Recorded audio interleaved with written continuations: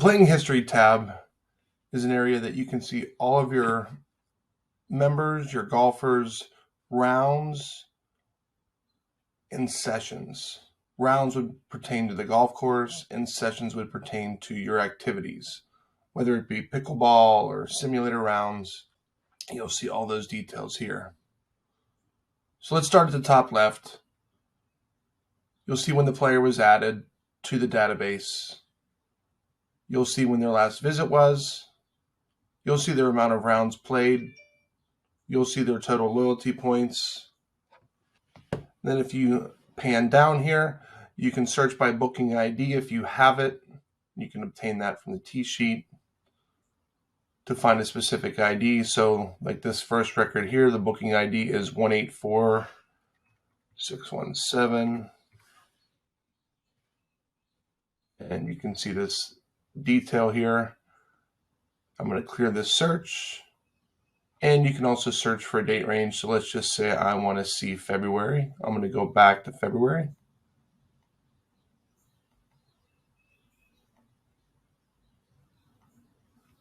And we're going to search, and you can see all the details here. So now let's dig into February.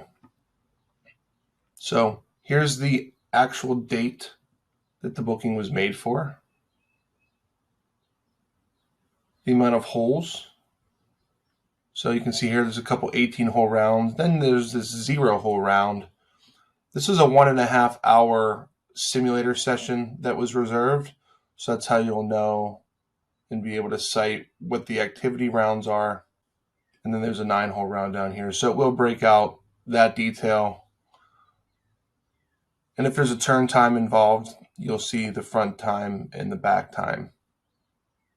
And then the pricing plan is simply the rate. So you can see here that this person is a Class PGA member rate, and then there's a rack rate of 1.5 hours at $70 in the simulator.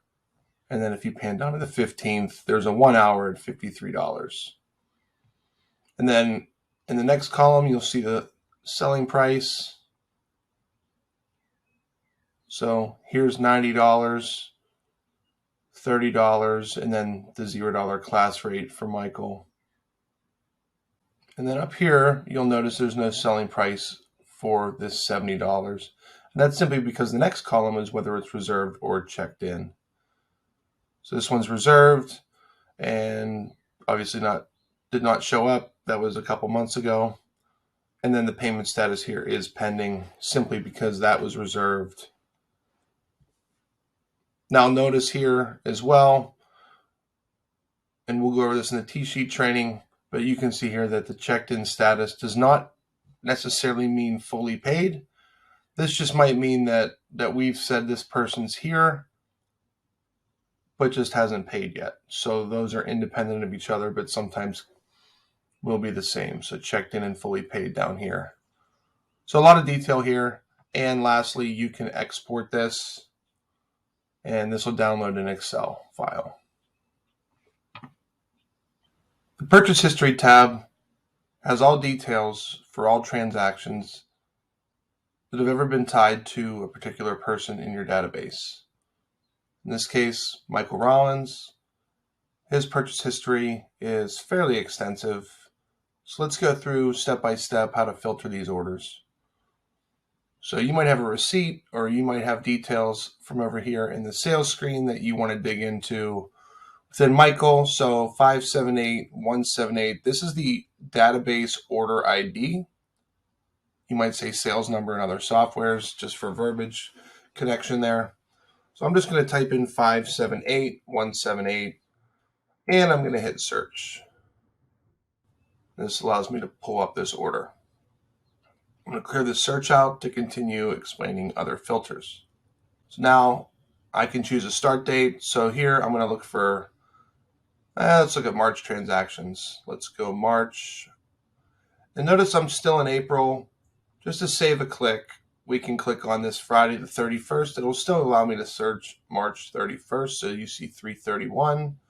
I'm going to click search, and now it pulls in only March. So again, to reiterate, that first column is order ID. The second column is the date and time of the transaction, which can be helpful for many reasons. But a couple would be, who's on staff at that time, to ask them questions if there's a question about a transaction. But also maybe Michael said that I wasn't there at 9 o'clock on March 31st.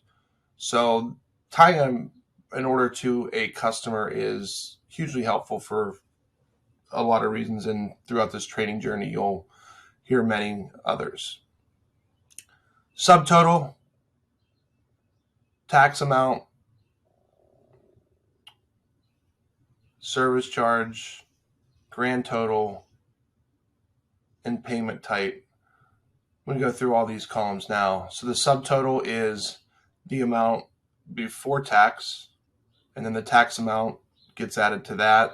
And then if there's any service charge, the one column there is not in here is a tip. So you can see here $45.97 and $3.75. That gets us somewhere in the $49 neighborhood. But the total here is $57. So now I'm going to pan over here to view receipt because I have a question about that as far as the total. And then here's your filet dinner. You can see all these itemized details. And then sure enough, you can see this $11.03 charge to get us to $57. And there's the tip up here. The payment type, it just tells you how they paid. You can click on this transaction, top of the column, and you can sort this. And you can also, just like other screens, you can click on these vertical bars, just like as if you were in Excel. You could click there just to sort by different payment types. The status, active. Notice there was a pending status. That just means that the receipt is a tab and you can still open up and go back later. This one's for March 2nd. So potentially he won't be coming back for that. Lastly, we can do a view receipt.